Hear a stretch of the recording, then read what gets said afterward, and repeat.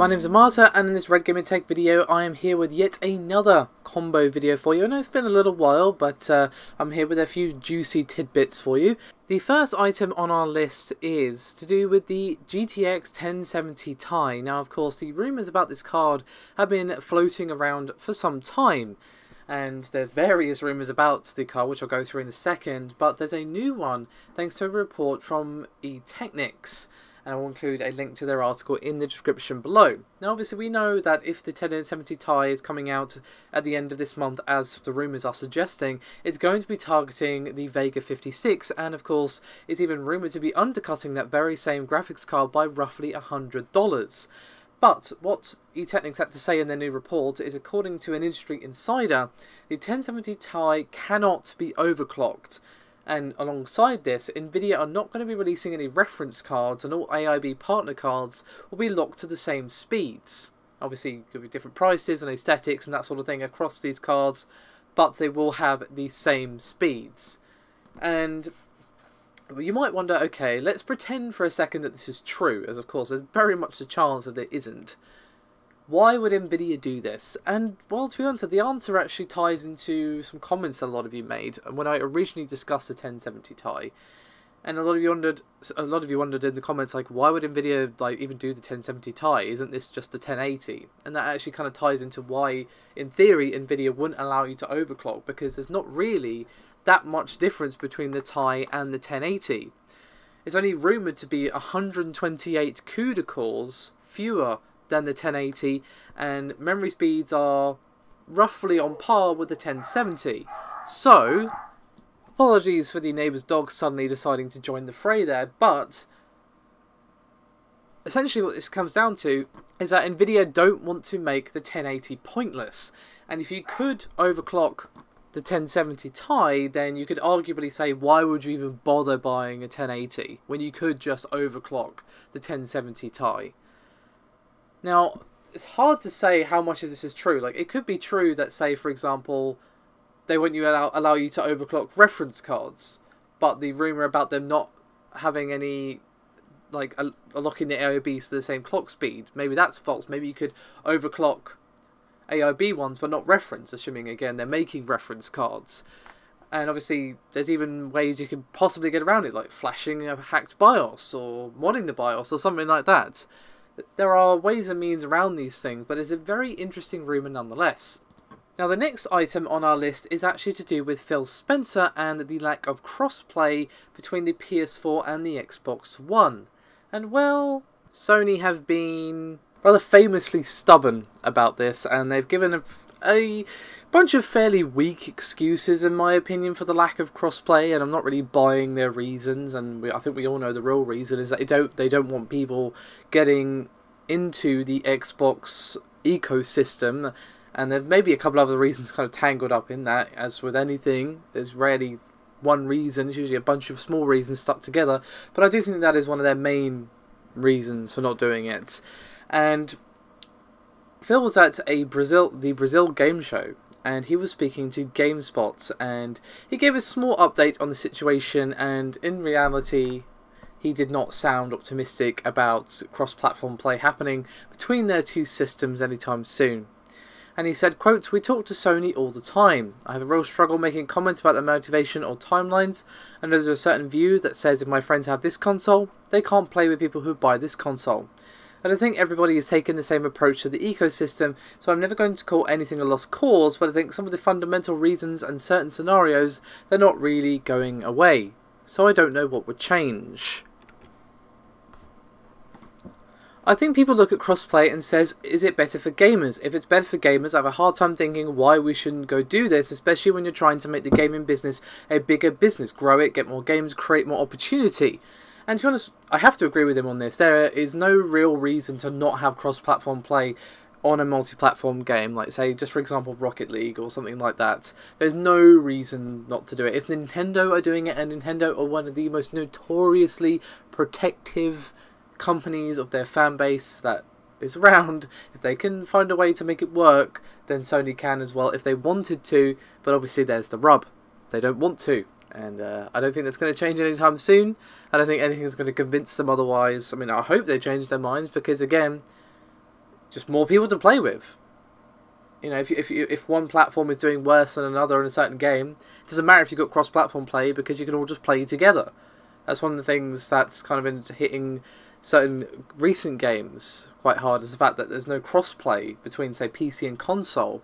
And, you know, if that was happening, if this was allowed in this game, which is Marvel versus Capcom Infinite, if I recall correctly, there's no cross-platform play between PC and console. Obviously, there's no advantage, worry to have there.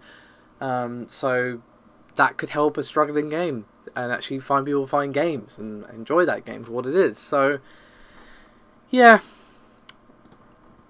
a bit of a shame, but hardly surprising. However, let's move on, shall we, to Final Fantasy 15. Now, of course, some time ago we had the reveal, finally, that Final Fantasy 15 was coming to PC. Now, this has been kind of rumoured and hoped for and cross your fingers and wish upon a star for a while, as Tabata has been speaking, or was speaking rather regularly about how he wanted to do it, blah blah blah, but obviously took ages for it to be confirmed. But now we have some rather interesting comments from Tabata, who spoke to MCV, and about how the console version was actually way more difficult than the PC version, and even went on to say that the PC version was 100 times easier than the console version. And you might wonder, why did he say that? Well, let me give you the man's words, shall I? He said, quotes, "The console version, which required reconstruction from the very start for both the game itself and the engine, was more than 100 times more difficult." Now, obviously, this isn't really like disparaging either platform or praising either platform. PC obviously has a better time, because the main thing they have to do is take Final Fantasy 15, add a bunch of stuff like all the graphics options, first person modes, support for 8K, optimization, all this sort of stuff. Now, I say that like it's all easy, like, oh yeah, I could get that off, that's my shopping list for today, done in 5 minutes. No, obviously all that takes a lot of work, especially optimization, but it's obviously not what he described with the console version. And speaking of the optimization, Tabata was keen to assure MCV that they are working pretty damn hard to make sure the game runs better on low-end PCs. He said, quote, "In entering the global PC market, it's a requirement that games can be played on a wide range of specs. At this stage, Final Fantasy 15 is at the high end of these settings, and we're in the process of seeing how well we can push things out on a lower spec." So there you have it. Nothing really like, oh my god, I'm fainting away at the shock and horror. Of course, it's easier to, you know, port a game over than it is to make a game, but it's all interesting that he chose those phrases. And the more important thing that I think he said to MCV was the fact that they're trying to get this game running well on lower spec machines. Now, obviously, optimization is probably one of the toughest jobs that you have as a developer, whether it's been on console first or not. Making sure that the game not only runs well on that powerhouse of machine that has a 1080 Ti in it or whatever, but also that graphics card from 5 years ago that's coupled with the processor from 4 years ago, and perhaps doesn't have like the best RAM in the world or whatever. So I'm pleased to see that they are working hard on optimization. Obviously, we're not going to be seeing this game on PC for some time. It's out in early 2018.